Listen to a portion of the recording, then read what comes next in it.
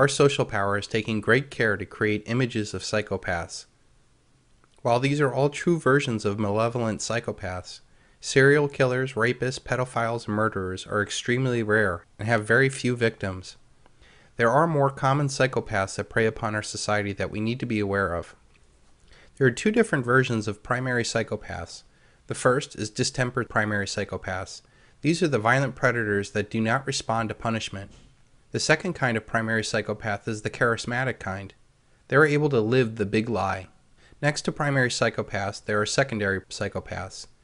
These secondary psychopaths are also categorized between the distempered and the charismatic psychopath.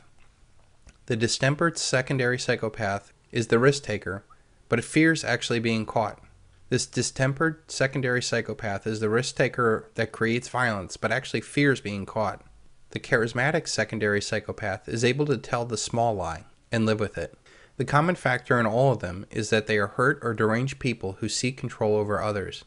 They do not sense or care to sense others' emotions and actually get a high off of their antisocial actions. Despite what the media says, they exist in all cultures, races, and socioeconomic levels, very much like how left-handed people are dispersed throughout all levels of society. The media usually only has us focus on the lower-class violent psychopath to scare you. They never focus on the very real psychopath that is much more common.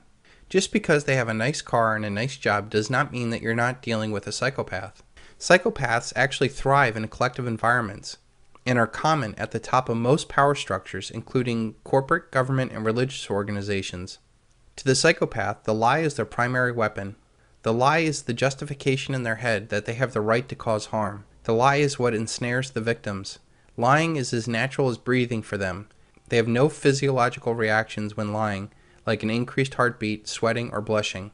When caught in the lie, they just create more lies. There are different levels of psychopaths. The most common and benign form of psychopath is the narcissist. They are full of self-love to the point that they do not recognize emotions or feelings in others. They need a constant fix of adoration or attention, or they become angry or despondent. There are two types of narcissists: the sexual or somatic narcissist, obsessed with their looks, and that uses sex as a tool to get what they want. They can be health nuts, hypochondriacs, or sexually addictive people. They lead shallow lives and often fill the void with new thrills. The other kind of narcissist is the cerebral narcissist. They love their own minds. They are arrogant, condescending know-it-alls who talk down to you. They seek awards and recognition from their peers. Narcissists use others as a means to their own gratification and often dump those that no longer suit their needs.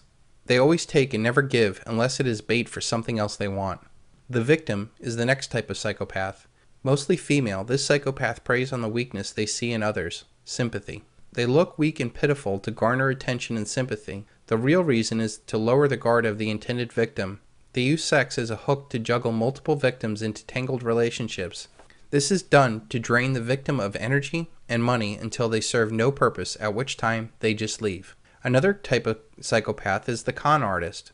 They use their excellent lying capabilities to cheat others.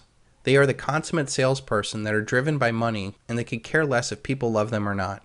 Lower intellect or lower ambition con artists do short cons for quick money. Higher intellect and higher ambition con artists tell the big lie over long periods.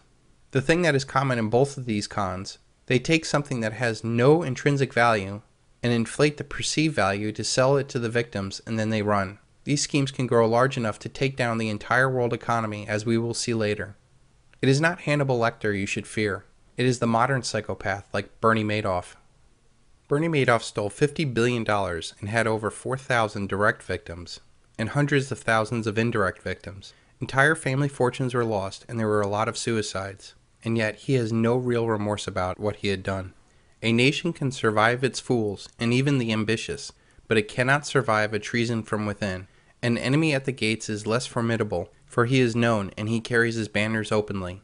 But the traitor moves among those within the gate freely, his sly whispers rustling through all the galleys, heard in every hall of government itself. For the traitor appears not a traitor. He speaks in the accents familiar to his victims, and he wears their face and their garment. He appeals to the baseness that lies deep in the hearts of all men. He rots the soul of a nation. He works secretly and unknown in the night to undermine the pillars of a city. He infects the body politic so that it can no longer resist. A murderer is less to be feared. Cicero, 42 BC. The final psychopath is the professional psychopath. This is the most destructive of all psychopaths. Like the malevolent psychopath that's so prevalent in our media, they think of nothing of killing. They just never do the acts themselves. The malevolent psychopath may only kill a few dozen. The professional psychopath in a suit can kill millions. There are 3 kinds of these professional psychopaths. The first is the political psychopath. They can lie and make the biggest promises. They are charismatic and cunning, and they have a distinct advantage over non-psychopaths that will not kill to get ahead. They can put on whatever face to get whatever power they want. Once they have power, they can become ruthless. They create situations for war, or give the orders to kill without mercy or remorse. We came, we saw, he died. Did it have anything to do with your visit? No, I'm sure it did. Stalin, Mao, Pol Pot, Dick Cheney. The next kind is the religious psychopath. From the bloody sacrifices of Aztec priests, the Spanish Inquisitions, the Crusades, and other religious wars in the name of peace, religion is another form of power that attracts the psychopath. The final and most powerful one is the absolute psychopath. Even more disturbing is the men that are behind the politicians that fund the wars, like the Rothschilds and the Rockefellers. Just because they are more polished and respected does not mean that they are not narcissistic, cunning, and vicious as other psychopaths. Bernie Madoff is nothing compared to the true elite that commit global crimes including mass genocide, generational slavery, and the theft of the wealth of nations. We have heard that 500,000 children have died.